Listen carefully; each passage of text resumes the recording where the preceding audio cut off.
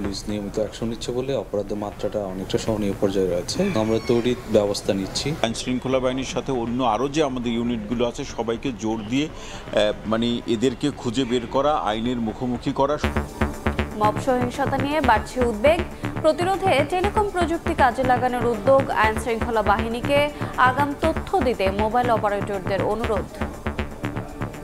মানুষের মুভমেন্টটা কোথায় বেশি হচ্ছে এগুলো কিন্তু এখন প্রযুক্তি আছে, সেই প্রযুক্তি ব্যবহার করে কিন্তু এটা বের করা সম্ভব। মব যেখানে তৈরি হয় সেটা টেলিট্রাফিক ডাটাটা অ্যানালাইসিস করে বাংলাদেশ পুলিশকে কিভাবে এম্পাওয়ার করা যায় এই ব্যাপারে আমরা প্রাথমিক আলোচনা শুরু করেছি। দেখছিলেন প্রধান শিরোনাম। দুপুরের সময় সঙ্গে আছি আমি সাদিক হাসান ইমন এবং আমি রোজা চৌধুরী। এবার অন্যান্য শীর্ষ সংবাদ। বিএনপি নয় সমালোচনাকারীরা আওয়ামী লীগকে পুনর্বাসন করতে চায় অভিযোগ নেতাদের। ফেব্রুয়ারির মধ্যেই হতে হবে নির্বাচন, না হলে দায়ী থাকবে ষড়যন্ত্রকারীরা। পঞ্চদশ সংশোধনীতে কায়েম করা হয়েছিল কর্তৃত্ববাদী শাসন ব্যবস্থা। শেখ হাসিনাও ছিল অবৈধ দাবি বদিউল আলমের। রায়ের কিছু বিষয়ে আপিলের সিদ্ধান্ত। চলতি মাসে জাতীয় সনদ তৈরি না হলে দায় কেবল ঐকমত্য কমিশনের নয় বললেন আলী রিয়াজ। সংবিধান সংশোধন প্রক্রিয়া সহ 3 বিষয়ে রাজনৈতিক দলের সঙ্গে আলোচনা। আগামী মাস থেকে 15 টাকা দরে মাসে 30 কেজি চাল পাবে 55 লাখ পরিবার। বাজার স্থিতিশীল রাখতে 4 লাখ টন আমদানির অনুমোদন। পুরনো বিদ্যুৎ চুক্তি পর্যালোচনা করবে সরকার। এবং দেশে বেকার 76 লাখের বেশি। দক্ষতার ঘাটতির সঙ্গে পর্যাপ্ত কর্মসংস্থানের অভাবই কারণ বলছে কর্তৃপক্ষ। চাহিদা বিবেচনায় মানব সম্পদ তৈরির পরামর্শ।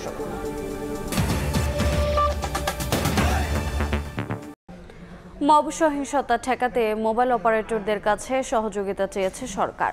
ডেটা অ্যানালিটিক্স ও কৃত্রিম বুদ্ধিমত্তার মাধ্যমে আইনশৃঙ্খলা বাহিনীকে আগাম সতর্কবার্তা জানানোর অনুরোধ করা হয়েছে। যৌথভাবে কাজ করতে এরই মধ্যে সংশ্লিষ্টদের নিয়ে বৈঠক হয়েছে।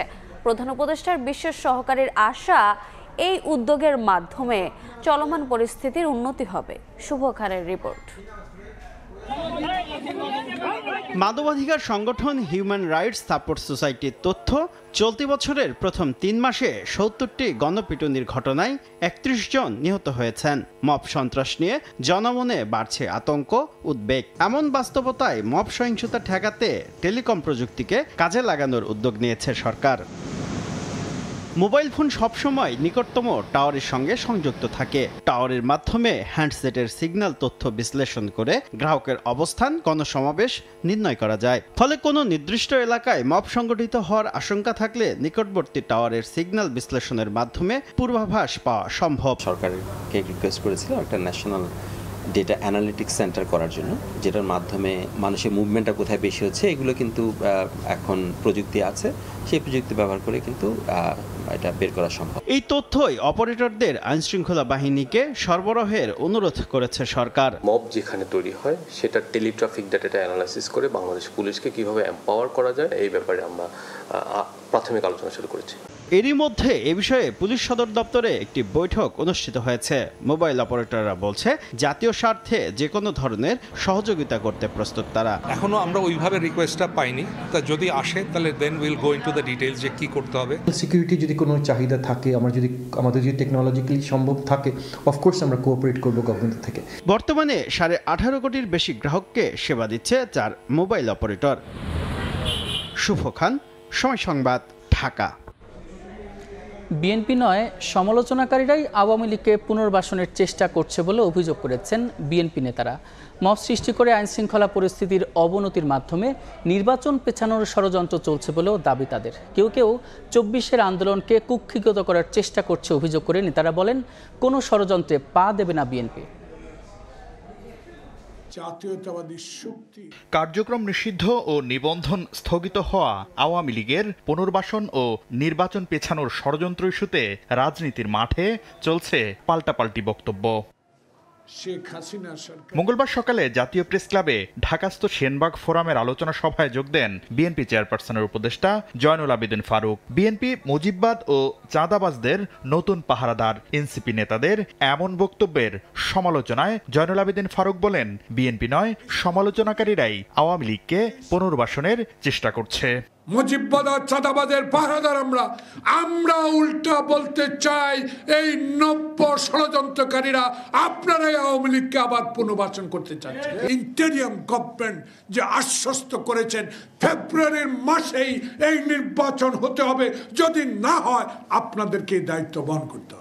এদিন সকালে রাজধানীর ইঞ্জিনিয়ার ইনস্টিটিউশনে সম্মিলিত পেশাজীবী পরিষদ আয়োজিত জুলাই গণঅভ্যুত্থান কর্মসূচির মাঠ পরিদর্শন করেন বিএনপির স্থায়ী কমিটির সদস্য ডাক্তার AZM জাহিদ হোসেন। পরে তিনি বলেন, আইন শৃঙ্খলা পরিস্থিতির অবনতিকে নির্বাচন পেছানোর ষড়যন্ত্র হিসেবে দেখছে তার দল। দুর্ঘটনাকেও রাজনীতিকীকরণ করা হচ্ছে বলে দাবি করেন তিনি। বিএনপি অন্যায়কারীর বিচার চায়, দেশের প্রচলিত আইন অনুযায়ী মব সন্ত্রাস বিএনপি চায় না। দেশে আইন শৃঙ্খলা রক্ষা আইন শৃঙ্খলার অবনতি ঘটানো যায়, তাহলে নিশ্চয়ই কোনো না কোনো কর্নারের লাভ হওয়ার সম্ভাবনা আছে। আগামী ফেব্রুয়ারির মধ্যেই জাতীয় নির্বাচন হবে বলেও আশা প্রকাশ করেন বিএনপি নেতারা। শাকির আহমেদ, সময় সংবাদ, ঢাকা। বিচার ও সংবিধান সংস্কার সহ দেশ গড়ার প্রত্যয়ে এনসিপির জুলাই পদযাত্রা আজ দ্বীপ জেলা ভোলায়। বৃষ্টি উপেক্ষা করে নদীপথে রওনা হন কেন্দ্রীয় ও জেলা উপজেলা পর্যায়ের নেতাকর্মীরা। দলের আহ্বায়ক নাহিদ ইসলাম ছাড়াও সফর সঙ্গী হিসেবে আছেন দক্ষিণাঞ্চলের মুখ্য সংগঠক হাসনাত আব্দুল্লাহ, সার্জিস আলম সহ প্রতিনিধি দলের অন্য সদস্যরা। ভোলায় পথসভা শেষে বিকেলে বরিশাল শহরের ফজলুল হক এভিনিউতে পথসভা করার কথা রয়েছে এনসিপির।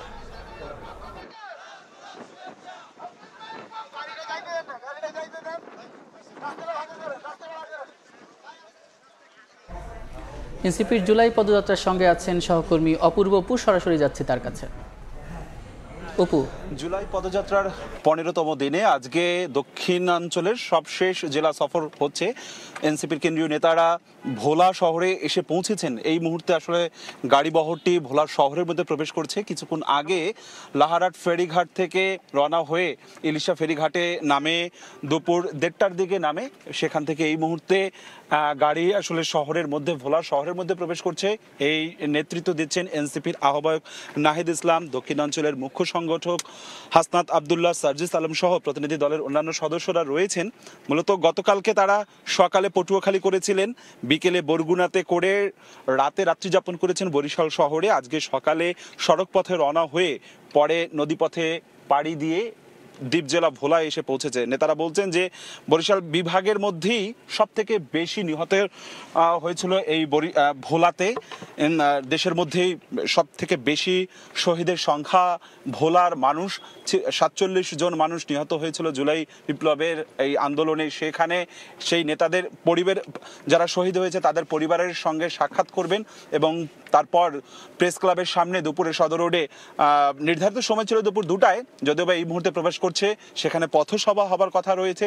সেই পথসভায় শেষে বিকেলে আবারও বরিশালে যাবেন। বিকেল 6টায় বরিশাল শহরের ফজলুল হক এভিনিউতে সেখানে আজকে পথসভা হবে এবং বরিশালের মধ্য দিয়ে দক্ষিণবঙ্গের তাদের এই পদযাত্রা শেষ হচ্ছে, যেটি শুরু হয়েছিল উত্তরাঞ্চলের রংপুর থেকে শুরু হয়েছিল। আগামীকালকে গোপালগঞ্জে হবে পদযাত্রা এবং এর মধ্যে নেতারা আসলে কথা বলেছেন। গতকালকে যে বার্তাটি দিয়েছেন নানানভাবে তারা বলেছেন যে মানুষের এই যে জেলায় জেলায় ঘুরে তারা মানুষের সাথে কথা বলছেন, মানুষের দুঃখ দুর্দশার কথা জেনে তারা তাদের দলের রাজনৈতিক ইশতেহার করছেন। সেই রাজনৈতিক ইশতেহার আগামীর বাংলাদেশ তারা বিনির্মাণে তারা ভূমিকা রাখবেন বলে তারা জানিয়েছেন। এবং কিছুক্ষণ পর দুপুরে যে পথসভাটি হবে ভোলা শহরে, ঠিক আমরা ভোলা শহরের মধ্যেই এই মুহূর্তে প্রবেশ করছি। গাড়ি বহর আসলে এগিয়ে যাচ্ছে। আমরা হয়তোবা সময়ের দর্শকদেরকে সর্বশেষ যে তথ্য এনসিপির এই যে পদযাত্রা সব শেষ সংবাদ আমরা দেখানোর চেষ্টা করছি, আপডেট রাখার চেষ্টা করছি। সঙ্গে থাকুন সময়ের। জুলাই পদযাত্রার খবর জানাতে ভোলা থেকে যুক্ত ছিলেন সহকর্মী অপূর্ব অপু। তত্ত্বাবধায়ক সরকার ব্যবস্থা বিলোপের মধ্য দিয়ে দেশে কর্তৃত্ববাদী শাসন ব্যবস্থা কায়েম হয়েছিল।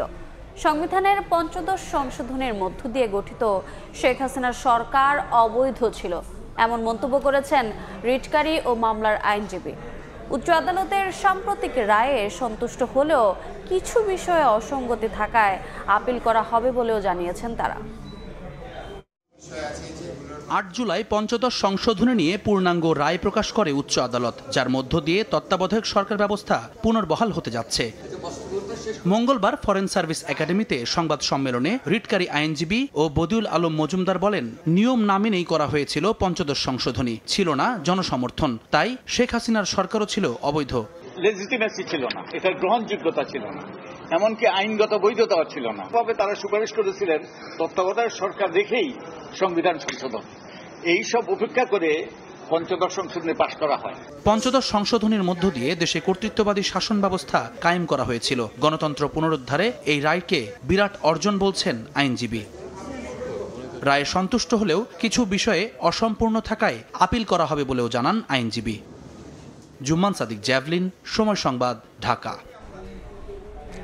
চলতি মাসে জুলাই সনদ দিতে না পারলে দায় কমিশনের একার নয় বলে মন্তব্য করেছেন জাতীয় ঐকমত্য কমিশনের সহসভাপতি আলী রিয়াজ। সকালে রাজধানীর ফরেন সার্ভিস একাডেমিতে জাতীয় ঐকমত্য কমিশনের সঙ্গে রাজনৈতিক দলগুলোর দ্বিতীয় পর্যায়ের 14তম দিনের আলোচনায় এই মন্তব্য করেন তিনি। বলেন, ঐকমত্য প্রতিষ্ঠায় আশানুরূপ অগ্রগতি নেই। এ সময় মৌলিক বিষয়ে একমত হতে সবাইকে এগিয়ে আসার আহ্বান জানান আলী রিয়াজ।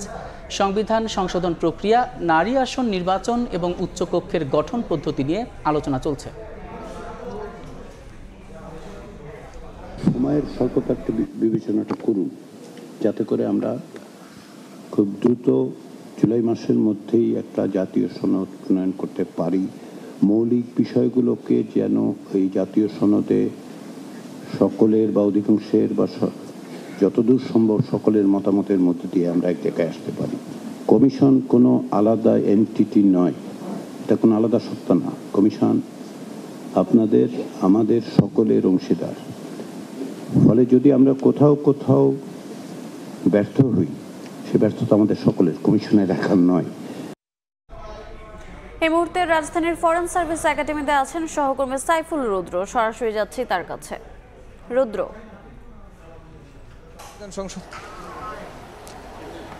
ফরেন সার্ভিস একাডেমিতে সকাল 11:30টায় দ্বিতীয় পর্যায়ের 14তম দিনের আলোচনা শুরু হয়েছে এবং আজকেও 30টি রাজনৈতিক দল এই আলোচনায় অংশ নিয়েছে। আজকের আলোচনার বিষয়বস্তু হচ্ছে দ্বিকক্ষ বিশিষ্ট পার্লামেন্ট, সংবিধান সংশোধন এবং সংসদে নারী প্রতিনিধিত্ব।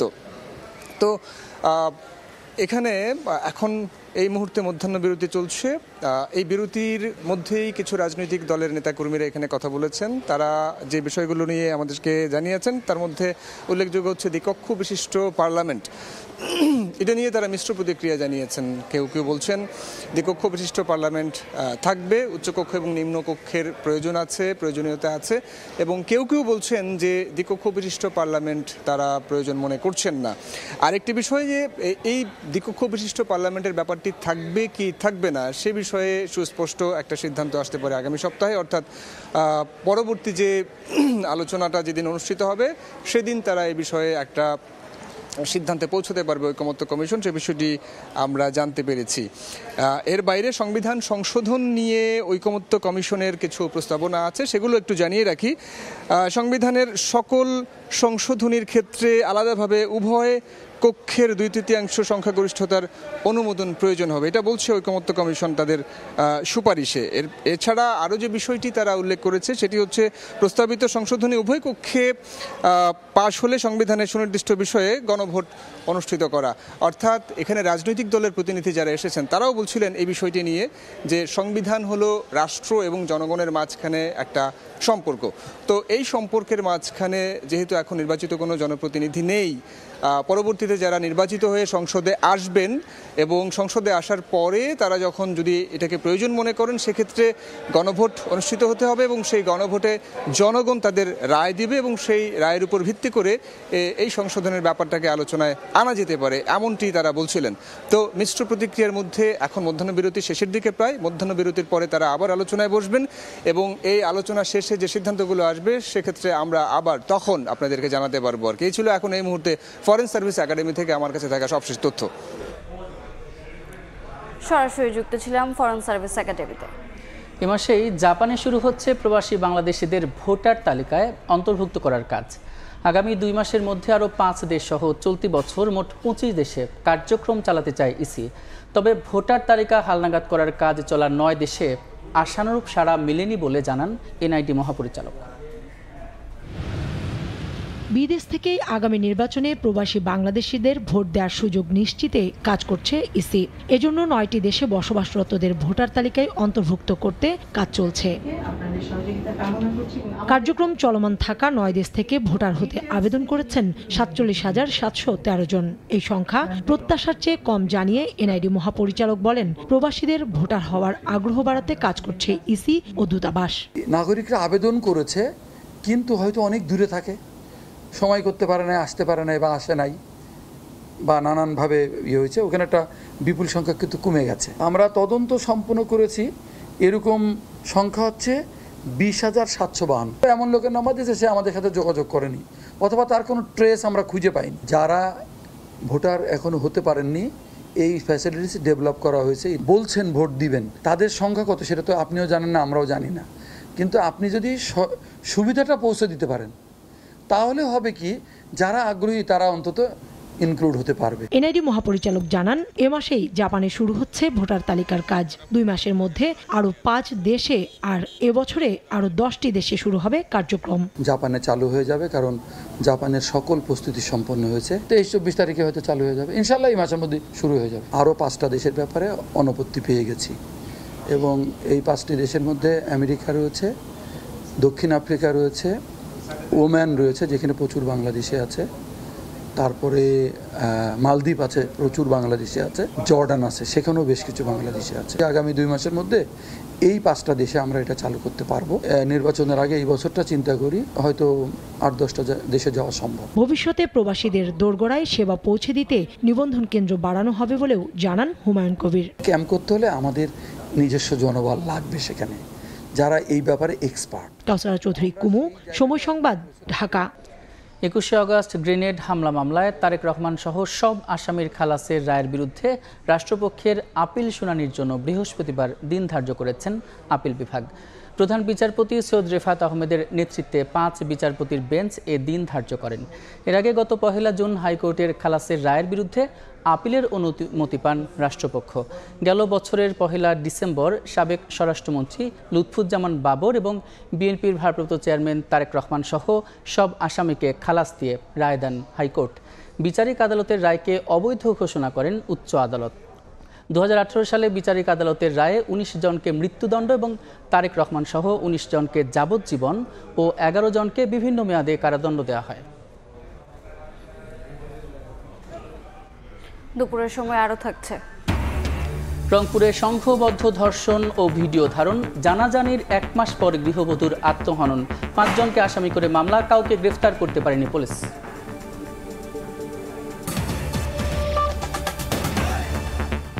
আগামী মাসে চালু হচ্ছে খাদ্য বান্ধব কর্মসূচি।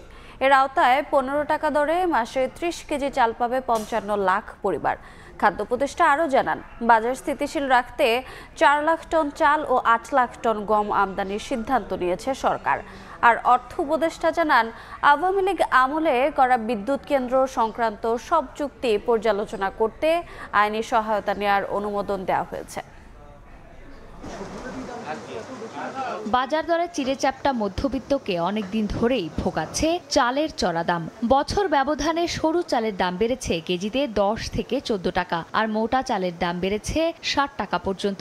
এতে চাপে পড়েছেন সীমিত আয়ের মানুষ। এমন পরিস্থিতিতে মঙ্গলবার সচিবালয়ে খাদ্য পরিকল্পনা ও পরিধারণ কমিটির বৈঠক শেষে উপদেষ্টা জানান, আগামী মাসে চালু হচ্ছে খাদ্য বান্ধব কর্মসূচি। এর আওতায় 15 টাকা দরে মাসে 30 কেজি চাল পাবে 55 লাখ পরিবার। এছাড়া বাজার স্থিতিশীল রাখতে 4 লাখ টন চাল ও 8 লাখ টন গম আমদানির সিদ্ধান্ত নেওয়া হয়েছে। আগামী আগস্ট মাসে খাদ্য বান্ধব কর্মসূচিটা চালু করব। খাদ্য বান্ধব কর্মসূচিটা আমাদের যত ধরনের আর্থিক কর্মসূচি আছে খাদ্য সংক্রান্ত সবচেয়ে ফলপ্রসূ, সবচেয়ে বেশি পরিমাণে। এদিন অর্থনৈতিক ক্রয় সংক্রান্ত উপদেষ্টা কমিটিরও বৈঠক হয়। পরে অর্থ উপদেষ্টা জানান, আওয়ামী লীগ আমলে করা বিদ্যুৎ কেন্দ্র সংক্রান্ত সব চুক্তি পর্যালোচনা করে আইনি সহায়তা নেওয়ার অনুমোদন দেওয়া হয়েছে। কারা কারা কাদের সাথে আমাদের চুক্তি আছে দেশে বিদেশে, ওগুলো সবগুলি রিভিউ করা হবে। আর এটা লিগাল ইস্যু, তো এটা চুক্তিগুলো, সেই জন্য আমরা আইনে ইসে লাগবে, যেটা হাইকোর্ট থেকে আদেশ দেওয়া হয়েছে, এটা আইন এটার পর্যালোচনা করবে। এছাড়া স্পট মার্কেট থেকে প্রায় ৫৫৭ কোটি টাকা ব্যয়ে এক কার্গো এলএনজি আমদানির সিদ্ধান্তের কথাও জানান অর্থ উপদেষ্টা। আপস এন্ড ডাউনস থাকবে। চন্দ্রিমা চৌধুরী, সময় সংবাদ, ঢাকা। আগামী ৩ বছরে বাংলাদেশকে $3 বিলিয়ন করে অর্থায়নের প্রতিশ্রুতি দিয়েছে বিশ্বব্যাংক।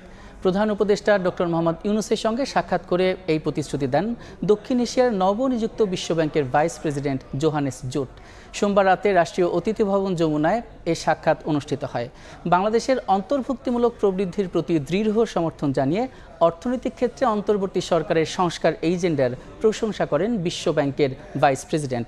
অধ্যাপক ইউনূস জুলাই বিদ্রোহে তরুণদের ভূমিকা তুলে ধরে বলেন, জাতিকে নতুন বাংলাদেশ গড়ার স্বপ্ন দেখিয়েছিল তারা। এ সময় শুধু আকার দেখে নয়, দেশের বৈচিত্র্যময় অর্থনীতিকে মূল্যায়নের অনুরোধ জানান প্রধান উপদেষ্টা।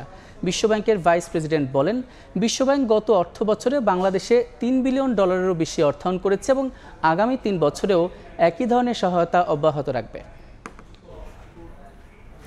প্রাথমিকে প্রধান শিক্ষকের শূন্য পদে দ্রুত সময়ের মধ্যে নিয়োগের নির্দেশ দিয়েছেন প্রধান উপদেষ্টা ডক্টর মোহাম্মদ ইউনূস। সোমবার রাষ্ট্রীয় অতিথি ভবন যমুনায় এক বৈঠকে এ নির্দেশ দেন তিনি। বৈঠকে প্রধান শিক্ষক পদে পদায়নের পাশাপাশি নতুন নিয়োগের নির্দেশ দিয়েছেন প্রধান উপদেষ্টা।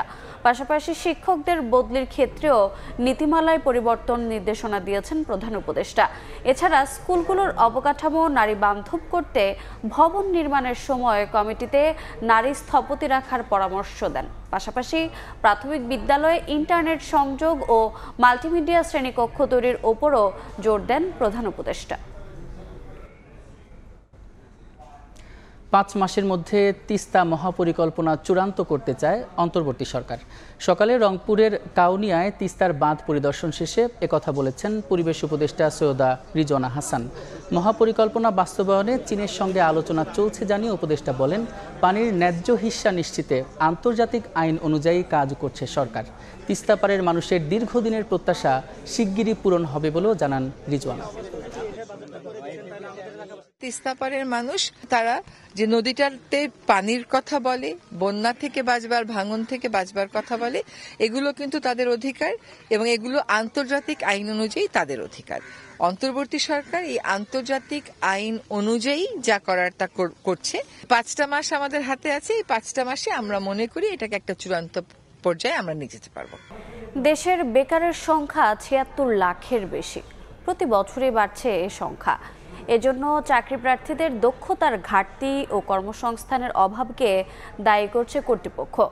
আবার শিক্ষাগত যোগ্যতার সঙ্গে দক্ষতা থাকার পরও কাজ পাচ্ছেন না অনেকে। বিশ্ব যুব দক্ষতা দিবস নিয়ে তুষার আহমেদ ইমনের রিপোর্ট, ক্যামেরায় ছিলেন মেহেদি হাসান। বিশ্বে জনবহুল দেশের তালিকায় বাংলাদেশ 8 নম্বরে। সরকারি হিসেবে জনসংখ্যা 17 কোটির বেশি। এর মধ্যে 15 থেকে 29 বছর বয়সীদের সংখ্যা প্রায় 5 কোটি। পরিসংখ্যান ব্যুরো বলছে, দেশে 26 লাখ উচ্চশিক্ষিত বেকার সহ মোট কর্মহীনের সংখ্যা 76 লাখের বেশি। 1 বছরের ব্যবধানে বেকার জনগোষ্ঠী বেড়েছে 0.33%। চোখে স্বপ্ন কিন্তু মুখে নিস্তব্ধতা। আশা আছে, সুযোগ নেই। এ যেন বাংলার লাখো তরুণের শিরায় উপশিরায় গাথা এক করুণ নির্মমতা। একটি দেশ সে দেশের তরুণদের কর্ম দিতে না পারলে সে দেশের উন্নয়ন যেন শুধুই কল্পনার এক কুলেল প্রতিবেদন। যে যুব সমাজের চোখে স্বপ্ন ছিল অগ্রগতির, তাদের পদচারণা আজ থমকে গেছে চাকরির অজানা চৌকাঠে। বেকার আছি প্রায় 3-4 বছরের মতো হচ্ছে। 2 বছর আগে পড়াশোনা শেষ হয়েছে, এখন পর্যন্ত আমরা কোথাও চাকরি পাইনি। বিশেষায়িত বিষয়ে পড়ালেখা করেও চাকরি পাচ্ছেন না অনেকে, কারণ দেশে ওইসব বিষয়ে কাজের সুযোগ নেই বললেই চলে। ফলে বিদেশে চলে যাওয়া ছাড়া উপায় থাকে না। এই দেশের যে জব ফিল্ডের সেক্টরসগুলো রয়েছে, সেই সেক্টরসগুলো এবং আমাদের গ্রাজুয়েশন লেভেলে পড়ার যে সাবজেক্টগুলো, সেগুলো আসলে ম্যাচ করে না। সহশিক্ষা হিসাবে বিভিন্ন ইন্টার্নশিপের সুযোগ থাকে, সেই জায়গাগুলোতে এখনো বেশ কিছু ঘাটতি আছে। যুব উন্নয়ন অধিদপ্তর বলছে, উচ্চতর ডিগ্রি নেওয়ার পরও শিক্ষার্থীদের প্রয়োজনীয় দক্ষতা না থাকায় মিলছে না কাজ। আবার দক্ষ যুব সমাজ তৈরিতে ভূমিকা রাখতে পারলেও পর্যাপ্ত কর্মসংস্থান নেই। কেউ অনার্স মাস্টার্স পাশ করেছে, কিন্তু সুনির্দিষ্ট কোনো কাজ যদি করতে বলেন, সেই কাজ করার দক্ষতা তাদের থাকে না। আমরা এই দক্ষতা উন্নয়নের জন্য প্রতি বছর 83টা প্রত্যেকটা ট্রেডে প্রশিক্ষণ দিয়ে থাকি। বিশেষজ্ঞ বলছেন, শিল্পের সঙ্গে আলোচনা করে দক্ষতা উন্নয়ন ব্যবস্থাপনা সাজাতে না পারলে আগামীতে আরও বাড়বে বেকারত্ব। প্রবলেমটা হচ্ছে স্ট্রাকচার, ভিতরের যে ডিজাইন এবং যে ডেলিভারি, সেখানে মূলত চ্যালেঞ্জগুলো রয়েছে। বাংলার আকাশে নতুন সূর্য উঠুক, যেখানে কর্মহীনতা নয় বরং তরুণের কর্মই হবে জাতির শক্তি। তুষার আহমেদ ইমন, সময় সংবাদ, ঢাকা। দেশের জনসংখ্যার বড় একটি অংশ তরুণ ও যুবক হওয়া জাতির জন্য সুবর্ণ সুযোগ উল্লেখ করে প্রধান উপদেষ্টার মুখ্য সচিব এম সিরাজউদ্দিন মিয়া বলেছেন, এখনই এগিয়ে যাওয়ার মোক্ষম সময়। সকালে রাজধানীর আগারগাঁওয়ে বিনিয়োগ ভবনে বিশ্ব যুব দক্ষতা দিবসের আলোচনা সভায় একথা বলেন তিনি। বলেন, কৃত্রিম বুদ্ধিমত্তা সারা বিশ্বকে চ্যালেঞ্জের সামনে দাঁড় করিয়েছে। তরুণ ও যুবকদের এটি মোকাবেলা করতে হবে। এ সময় তরুণদের দক্ষতা উৎকর্ষতা বাড়ানোর তাগিদ দেন তিনি। অনুষ্ঠানে জাতীয় দক্ষতা প্রতিযোগিতায় বিজয়ীদের মাঝে পুরস্কার বিতরণ করা হয়। আমাদের জাতির সেই সুবর্ণ সময় এটা, যেখানে তরুণরা সংখ্যাগরিষ্ঠ।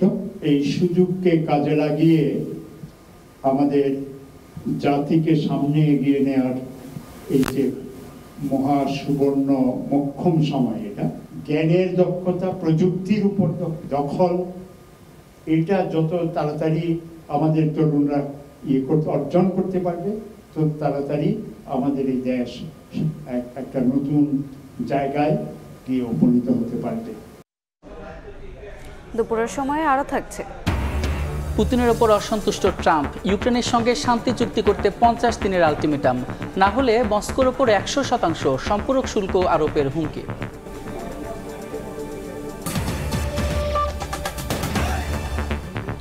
রংপুরের গঙ্গাচড়ায় গৃহবধূকে সংঘবদ্ধ ধর্ষণ ও ভিডিও ধারণ করা হয়।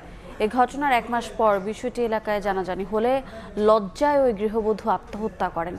এদিকে ধর্ষণ ও আত্মহত্যার ঘটনায় 5 জনকে আসামি করে মামলা করেছেন নিহতের পরিবার। শাকিল মাহমুদের ক্যামেরায় আব্দুর রশিদ জীবনের রিপোর্ট। গত 9 জুন দুপুরে রান্নার জন্য পাট শাক তুলতে গেলে রংপুরের গঙ্গাচড়া উপজেলার গাউসিয়া এলাকার এক গৃহবধূকে ধর্ষণ করে একই এলাকার জামাল মিয়া ও আজিজুল ইসলাম। এ সময় মোবাইলে ধর্ষণের ভিডিও ধারণ করে জুয়েল মিয়া ও তারা মিয়া নামে অন্য 2 যুবক। এরপর থেকে চলতে থাকে ধর্ষণের ভিডিও প্রকাশের হুমকি। ছেলে দুইটা নাকি ভিডিও বানাইছে, ভিডিও বানিয়ে ব্ল্যাকমেল করতেই আছে, করছেও, ভয় দেখাইছে যে তোর শ্বশুরকেও জানাবো, তোর হাজবেন্ডের কাছেও ভিডিওটা যাবে। আমি আশা করি যে যারা এর সাথে জড়িত অতি দ্রুত যেন তাদের শাস্তি হয়। বিষয়টি ওই গৃহবধূ শ্বশুরবাড়ির লোকজনদের জানালে সমস্যা সমাধানের জন্য 7 জুলাই সালিশি বৈঠক হয়। তবে শ্বশুরবাড়ির লোকজন ঘটনার দায় ওই গৃহবধূর উপরে চাপালে লোকলজ্জার ভয়ে ওই দিন রাতেই আত্মহত্যা করেন তিনি। তার শ্বশুর বা শ্বশুরি বা নননে অর্চন করার পর রাত্রে পর 9টার পর সে মেয়ে আমাদের আত্মহত্যা করে। গরু ঘাস চলতে গেছিল, গরু আসে বাইত ঘাস চলতে গেছিল, এই ঘটনাটা হয়ে গেল। এ ঘটনায় 9 জুলাই থানায় একটি মামলা করেন ভুক্তভোগীর পরিবার। পুলিশ বলছে আসামিদের দ্রুত গ্রেপ্তার করা সহ ধর্ষণের ভিডিও উদ্ধারে চেষ্টা চলছে। আমরা অলরেডি একজন আসামিকে অ্যারেস্ট করেছি এবং ঘটনার সাথে জড়িত যারা অন্যান্য আসামিরা আছে তাদেরকে গ্রেপ্তারের জন্য আমাদের জোর তৎপরতা অব্যাহত আছে। আমরা খুব অল্প সময়ের মধ্যেই অন্যান্য অভিযুক্তদের অ্যারেস্ট করে আদালতের সোপর্দ করতে সক্ষম হব ইনশাআল্লাহ। আত্মহত্যার প্ররোচনার অভিযোগে গৃহবধূর শ্বশুর হামিদুল ইসলামকে গ্রেপ্তার করে কারাগারে পাঠিয়েছে পুলিশ। আব্দুর রশিদ জীবন, সময় সংবাদ, রংপুর। অপহরণের 8 দিন পর রাঙ্গামাটিতে ব্যবসায়ীর দ্বিখণ্ডিত মরদেহ উদ্ধার করা হয়েছে। এই ঘটনায় একজনকে গ্রেফতার করেছে পুলিশ। গত 7 জুলাই বিকেলে কাউখালীর আদর্শ গ্রামে বাসা থেকে বের হন পোলট্রি ব্যবসায়ী মামুন। রাতের স্ত্রীকে ফোন করে 2টি ব্যাংকের চেক চট্টগ্রামের রাঙ্গুনিয়ার এক ব্যক্তির কাছে পৌঁছে দিতে বলেন। চেক 2টি পৌঁছে দেওয়ার পর থেকেই মামুনের ফোন বন্ধ পাওয়া যায়। পরে একটি নম্বর থেকে মামুনের স্ত্রীকে ফোন করে 10 লাখ টাকা মুক্তিপণ দাবি করা হয়। এই ঘটনায় কামরুল ইসলাম নামে একজনকে গ্রেফতার করে পুলিশ। পরে তার দেওয়া তথ্যে মামুনের মরদেহ উদ্ধার করা হয়। অবৈধভাবে দীর্ঘদিন দখলে থাকা 40 একর জমি উদ্ধার করেছে চট্টগ্রাম জেলা প্রশাসক ও পানি উন্নয়ন বোর্ড, যার বাজার মূল্য 400 কোটি টাকা। জলোচ্ছ্বাস মোকাবেলায় উদ্ধার করা এসব জমিতে বনায়ন করা হবে বলে জানান পরিবেশ কর্মীরা। এদিকে সরকারের কাছে পুনর্বাসনের দাবি জানিয়েছেন উচ্ছেদে ঘরহারা নিম্ন আয়ের মানুষ। বিস্তারিত জানাচ্ছেন পার্থপ্রতিম বিশ্বাস।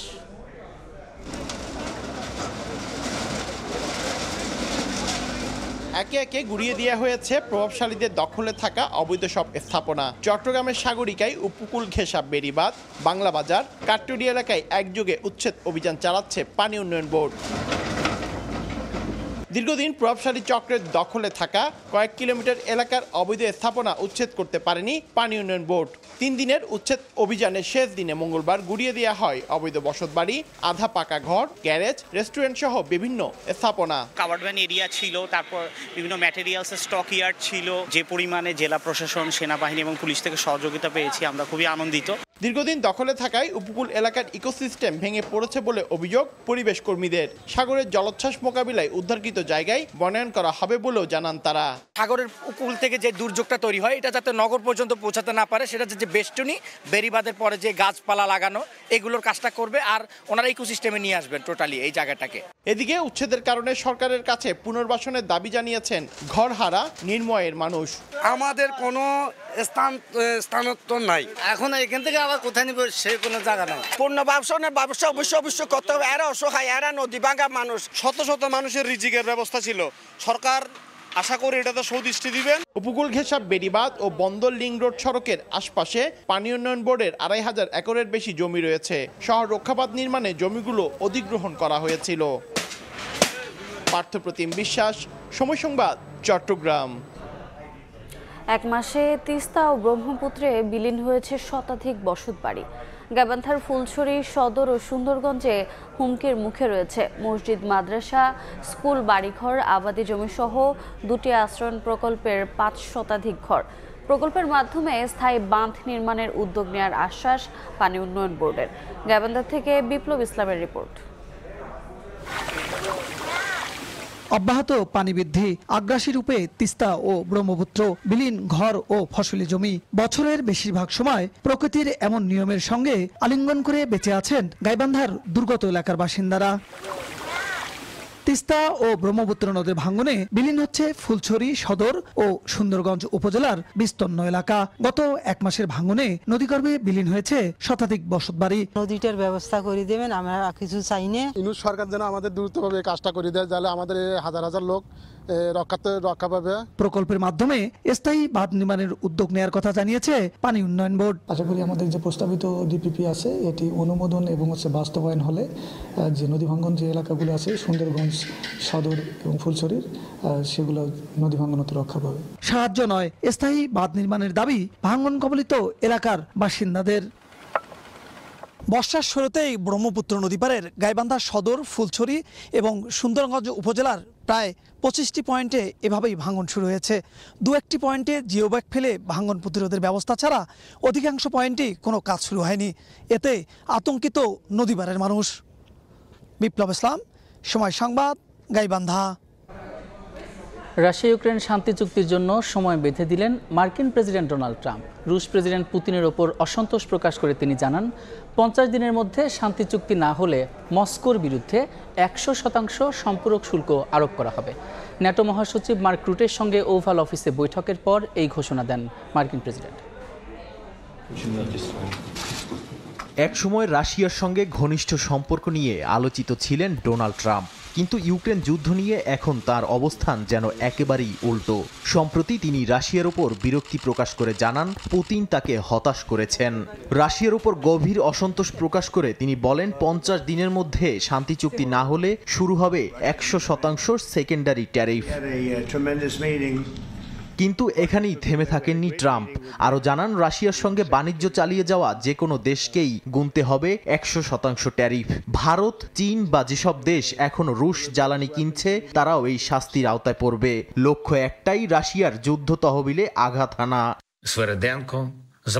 এই ঘোষণার দিনই ইউক্রেনের কিয়েভে বৈঠক করলেন প্রেসিডেন্ট জেলেনস্কি ও মার্কিন দূত কিথ কেলগ।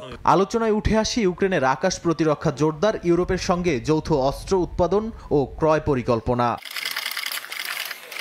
এদিকে যুক্তরাষ্ট্রের সঙ্গে রাশিয়ার বাণিজ্য যুদ্ধ চূড়ান্ত পতনের পথে। তবুও যুক্তরাষ্ট্র সার, পারমাণবিক উপাদান সহ বেশ কিছু রুশ পণ্য কিনছে। এগুলো নতুন শুল্কের আওতায় পড়লে দাম বাড়বে বহুগুণে, আর সেই দাম শুধুমাত্র রাশিয়ার নয়, পরোক্ষভাবে গুনতে হতে পারে যুক্তরাষ্ট্রের মিত্র দেশগুলোকেও। নাদিম মারজান, সময় সংবাদ। প্রবল বর্ষণে ভয়াবহ বন্যার কবলে চীন, যুক্তরাষ্ট্র সহ বিভিন্ন দেশ। নিউ ইয়র্কের পাতাল রেনে পানি ঢুকে পড়ায় ব্যাহত হয় যোগাযোগ ব্যবস্থা। চীনের গুয়াংশি ঝুয়াং অঞ্চলের লংলিন কাউন্টিতে ভারী বৃষ্টিতে তলিয়ে গেছে বিস্তীর্ণ এলাকা। পানিবন্দী হয়ে পড়েছেন বহু মানুষ। সেদিকে ঘূর্ণিঝড়ে লণ্ডভণ্ড জাপানের উপকূলীয় এলাকা। যুক্তরাষ্ট্রের নিউ ইয়র্কে টানা ভারী বর্ষণে পাতাল রেল স্টেশন প্ল্যাটফর্মে প্রবল পানি প্রবাহ দেখা যায়। 28তম স্ট্রিট স্টেশনে ভেসে যাওয়া প্ল্যাটফর্মের ভিডিও ছড়িয়ে পড়ে সামাজিক যোগাযোগ মাধ্যমে। মেট্রোপলিটন ট্রান্সপোর্টেশন অথরিটি জানায়, বন্যার কারণে মেট্রো সার্ভিসে বিঘ্ন ঘটে। নিউ ইয়র্ক সহ ট্রাইস্টেট অঞ্চলে জরুরি বন্যা সতর্কতা জারি করা হয়। টেক্সাসে ভারী বৃষ্টিপাতে বিপর্যস্ত গুডলুপ রিভার অঞ্চল। এরই মধ্যে বন্যায় প্রাণ হারিয়েছে অন্তত 129 জন, নিখোঁজ 170। নতুন করে ভারী বৃষ্টি ও নদীর পানি প্রবাহ বেড়ে যাওয়ার আশঙ্কায় উদ্ধার অভিযান স্থগিত করেছে ইনগ্রাম ফায়ার ডিপার্টমেন্ট। কর্তৃপক্ষ জানায়, নদীর পানি আবারও বিপদসীমার 5 ফুট উপরে উঠতে পারে। চীনের গুয়াংশি ঝুয়াং অঞ্চলের লংলিং কাউন্টিতে প্রবল বর্ষণে দেখা দিয়েছে ভয়াবহ বন্যা। এই অঞ্চলটি নিচু এলাকা, পাহাড়ি পথ ও ভূগর্ভস্থ নদীর জন্য স্বভাবতই বন্যাপ্রবণ। ডংওয়াং গ্রামে পানির উচ্চতা পৌঁছেছে 15 মিটার পর্যন্ত, যা 5 তলা ভবনের সমান। উদ্ধারকারী দল নৌকা ব্যবহার করে 71টি পরিবারের 203 জনকে নিরাপদ আশ্রয়ে সরিয়ে নিয়েছে।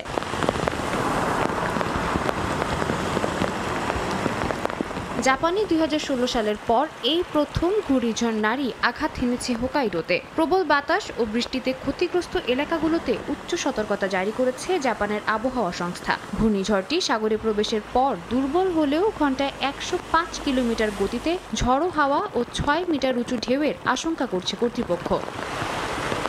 সাদিয়া তাসনিম, সময় সংবাদ। অনূর্ধ্ব 20 সাফ নারী চ্যাম্পিয়নশিপের খবর। শিরোপার পথে এগিয়ে যেতে আজ ভুটানের মুখোমুখি হবে বাংলাদেশ। ম্যাচের আগের দিন হোটেলে রিকভারি সেশন করেছে নারী দল। ভুটানের বিপক্ষে ম্যাচে কোচের পরিকল্পনা বাস্তবায়ন করতে চান অধিনায়ক আফিদা খন্দকার। কিংস অ্যারেনায় দু দলের লড়াই শুরু হবে বিকেল 3টায়। শ্রীলঙ্কার পর নেপাল টানা 2 জয়ে দারুণ শুরু করেছে বাংলাদেশ অনূর্ধ্ব 20 নারী ফুটবল দল। সঙ্গে দেশের মাটিতে আরও একটা সাফ চ্যাম্পিয়নশিপের শিরোপার স্বপ্নে বুধ আফিদারা। একদিন বিশ্রাম, তারপর আবার ভুটান পরীক্ষা। আত্মবিশ্বাসের তুঙ্গে থেকে দিনটা হোটেলেই কাটিয়েছেন পিটার বাটলারের শিষ্যরা। টানা ম্যাচের ধকলে আছে ইনজুরি নিয়ে দুশ্চিন্তা। লাল কার্ড নিষেধাজ্ঞায় এ ম্যাচে থাকছেন না প্রথম ম্যাচের হ্যাট্রিক করা সাগরিকা। ডিফেন্স লাইন নিয়েও আছে পিটারের চিন্তা। এদিন মাঠের অনুশীলন না করলেও হোটেলে রিকভারি সেশন করেছেন মেয়েরা। আফিদা, উমলেহা, রূপারা সুইমিং, জিম আর হুশ গল্প করেই পার করেছেন দিনটা। বিশ্রাম ও মানসিক প্রস্তুতির মাঝেও পরবর্তী ম্যাচ নিয়ে পরিকল্পনা আঁটছেন অধিনায়ক। এ ম্যাচেও কোচের টেকনিক মাঠে বাস্তবায়নের প্রত্যাশা। রিকভারি সেশন করছি সুইমিং পুলে, তো সবাই একটু এনজয় করছি সুইমিংয়ে। ম্যাচ নিয়ে কোচ আমাদের সাথে বসে কথা বলবে, তার প্ল্যান সেটা আমাদেরকে বলবে, আমরা সেভাবে করার চেষ্টা করবো ইনশাল্লাহ। দলের পরিস্থিতি আলহামদুলিল্লাহ ভালো। ছোটোখাটো ইনজুরি আছে, এটা থাকবে, যেহেতু ম্যাচ খেললে একটু ইনজুরি হয়, তো আলহামদুলিল্লাহ সব মিলিয়ে ভালো। 5 দলের রাউন্ড রবিন টুর্নামেন্টে বাংলাদেশের বাকি এখনও 4 ম্যাচ। টেবিলের শীর্ষে থাকা দল জিতবে শিরোপা। 4 পয়েন্ট নিয়ে ইতিমধ্যে টেবিলে সবার উপরে বাংলাদেশের মেয়েরা। ধাপে ধাপে ট্রফির পথে এগুতে চায় লাল সবুজ প্রতিনিধিরা। পরিকল্পনা করছেন ম্যাচ বাই ম্যাচ। আমাদের লক্ষ্য যেহেতু আরো 4টা ম্যাচ আছে, আমরা চাচ্ছি যে প্রতিটা ম্যাচ বাই ম্যাচে ভালো কিছু করে আর কি যেতে। লক্ষ্য তো সবারই থাকে একটা ভালো, আমাদেরও আছে, তবে আমরা পরের ম্যাচটা গুরুত্বপূর্ণ দিচ্ছি। প্রতিটা ম্যাচই আমাদের কাছে গুরুত্বপূর্ণ। ভুটানের বিপক্ষে জয় মানি শিরোপার পথে আরও এক ধাপ এগিয়ে যাবে বাংলাদেশ। মাঠের লড়াই, মাঠের বাইরে তেমনই প্রস্তুতি। এবার অপেক্ষা ভুটান বাধা টপকানোর। তামিম হোসেন, সময় সংবাদ। এ পর্যায়ে শীর্ষ সংবাদগুলো জানিয়ে দিচ্ছে আরেকবার। বিএনপি নয় সমালোচনাকারীরা আওয়ামী লীগকে পুনর্বাসন করতে চায়। অভিযোগ, নেতাদের ফেব্রুয়ারির মধ্যেই হতে হবে নির্বাচন, না হলে দায়ী থাকবে ষড়যন্ত্রকারীরা। এবং পঞ্চদশ সংশোধনীতে কায়েম হয়েছিল কর্তৃত্ববাদী শাসন ব্যবস্থা। শেখ হাসিনা সরকারও ছিল অবৈধ, দাবি বদিউল আলমের। রায়ের কিছু বিষয়ে আপিলের সিদ্ধান্ত।